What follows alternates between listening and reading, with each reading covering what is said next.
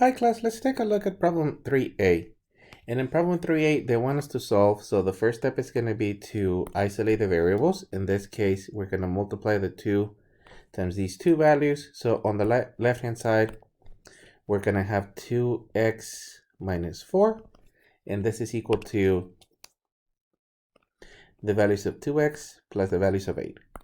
Then the next step is going to be to do the subtraction of the x's. So I'm going to subtract 2x and 2x, and then we're going to end up with the values of negative 4 is equal to 8, which happens to be a false statement. Once we have the false statement, this is the indication that we're on the no solution case.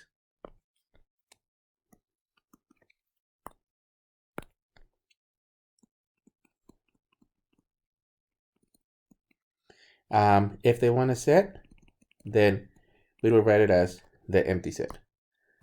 That's actually it for this one.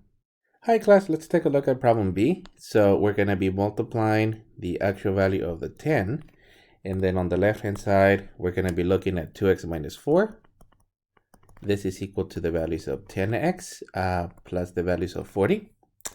And then let me place the x's in one side of the equation. So minus 10x and minus 10x. So we're going to end up with negative 8x minus 4 is equal to the values of 40. And then at this point, we're going to be adding the 4. So we're looking at negative 8x is equal to the values of 44. Our almost last step is going to be the division of the negative 8's, so that we rewrite it as x is equal to negative 44 over the values of 8.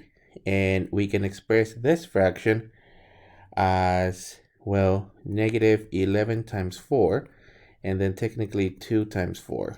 And we can cancel the actual 4's. So we're looking at x is equal to negative 11 halves. That's actually it for this one.